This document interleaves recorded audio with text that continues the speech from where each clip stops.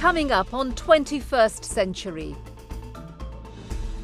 Uruguay 40 years ago, the scene of brutal political repression. Los mayores criminales de este país que mataron, violaron, desaparecieron, violaron a las mujeres que caímos indefensas, desaparecieron a los niños, eso, la mayoría sigue libre. A people still struggling for truth and justice. Hello and welcome to 21st Century. I'm Daljit Dhaliwal. Uruguay was known as one of the torture chambers of Latin America during the Cold War in the 1970s and early 80s under the then dictatorship. Now survivors and relatives of the missing are pressing for the truth about what happened during those dark days in their nation's history. We follow a man determined to help them.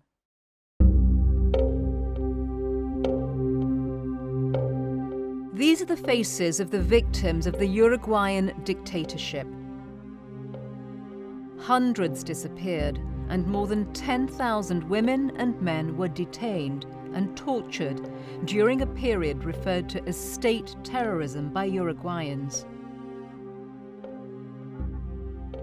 Some 40 years later, survivors and relatives are still fighting for their right to answers.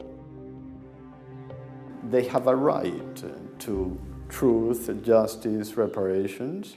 I think that there is still much more room for active and effective truth-seeking. Dr. Pablo de Greff, an independent human rights expert from Colombia, was appointed by the United Nations Human Rights Council to serve as special rapporteur on the promotion of truth, justice, reparations and guarantees of non-recurrence for victims of past human rights crimes around the world. As part of this work, the government of Uruguay invited him there to assess progress in discovering the truth of past atrocities, ensuring justice and compensation for survivors, and preventing the repetition of violations. The abuses of the Uruguayan dictatorship started around 1973. 2 years later, in 1975, an official transnational system of terror driven by 6 nations in South America swept across the continent. The system, called Operation Condor and lasting until 1985, increased political repression and terror and involved transnational intelligence operations and assassination of opponents.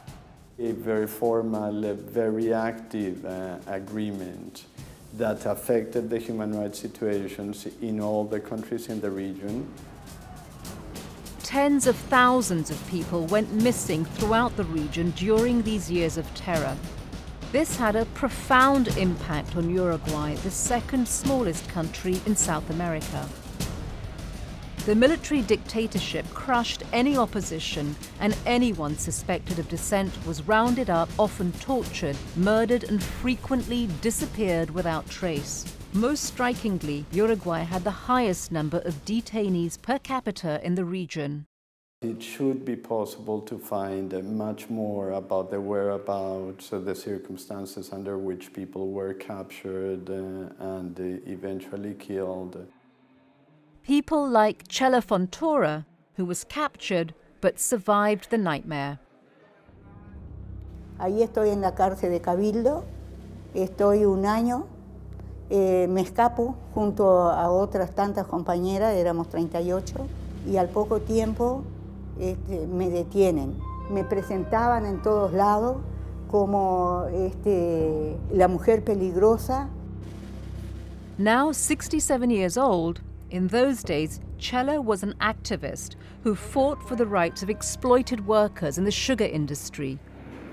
Por esta mirilla nos pasaban la comida y por acá nos fichaban. She was imprisoned for her trade union activities. De noche, por ejemplo, no te dejaban dormir.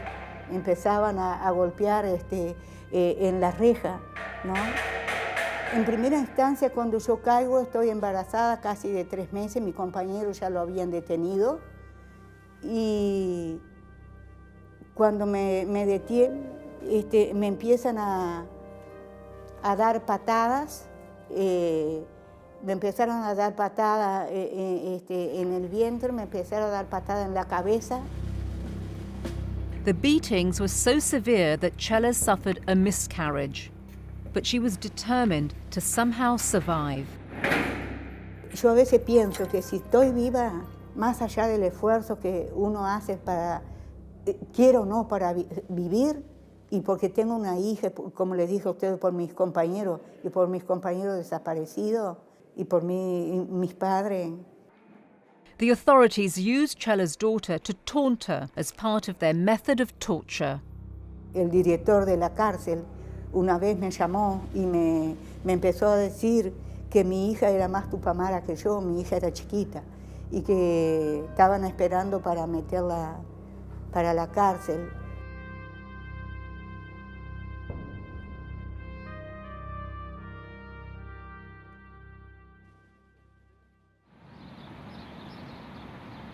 When democracy returned to Uruguay in 1985 and Chela was finally released, she tried to tell her story. Cuando nosotros decíamos nuestra verdad, nadie nos creía. Now she's getting a chance to tell Pablo de Greff her story. Se denuncié todo lo que habían hecho. Aquí queda claro que todo lo que pasó en este país que quieren ocultar. Pablo says while each of the victims wants some measure of justice, some focus their energy on a specific outcome. Some of them are primarily interested in knowing the truth. Some of them are primarily interested in seeing justice done in the sense of criminal justice processes being not just started but also successfully concluded.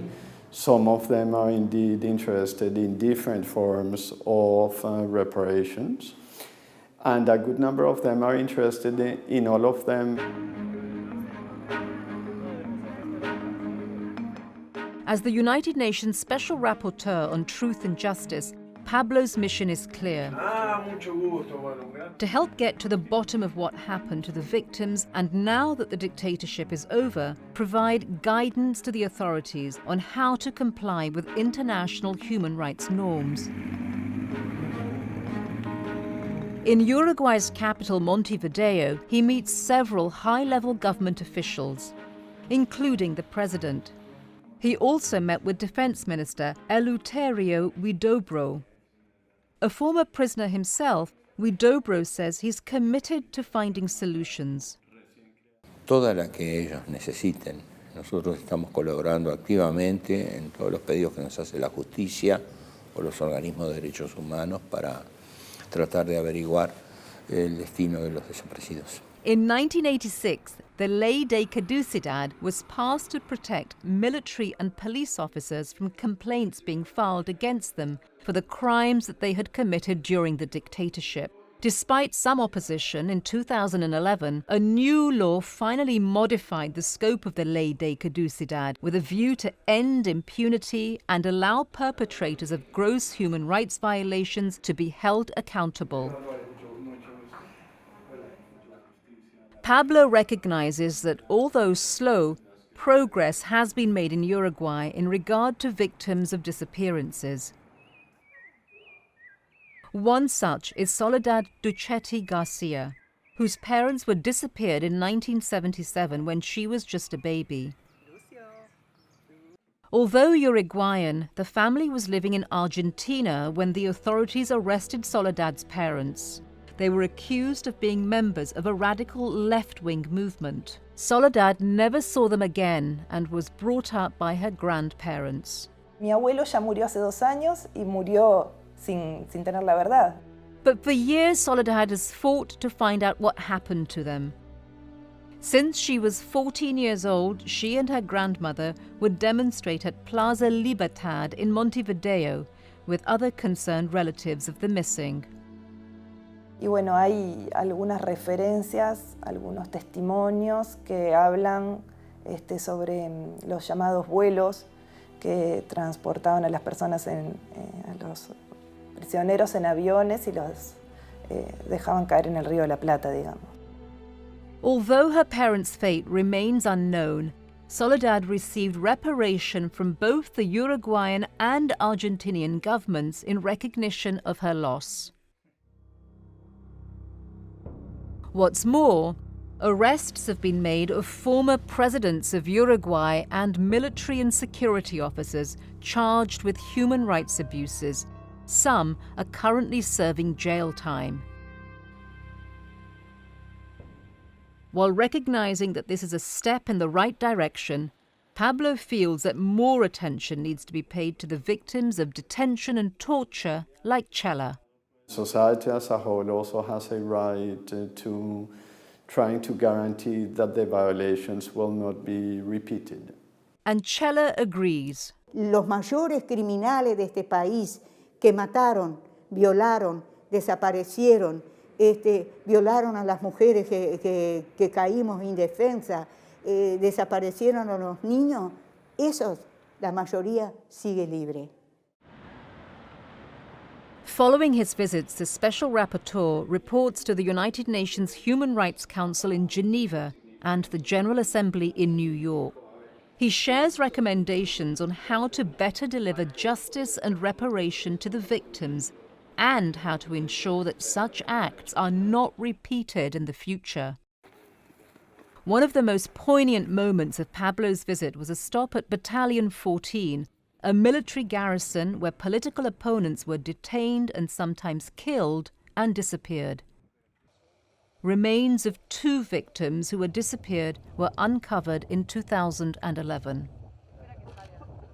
Pablo believes it's likely that with persistence, more human remains could be found, although he is realistic about the fate of many others. That doesn't mean that every single case will be resolved, that the remains of every single disappeared person will be found. But if the political will is there to get to the truth, and determined people like Soledad and Chela keep the memories of these bitter years alive, then Dr. Pablo de Greff is hopeful that justice will be part of Uruguay's future. Because most of the security forces in this part of the world kept meticulous records. It is not impossible to think that much more truth will come to light than has come out thus far.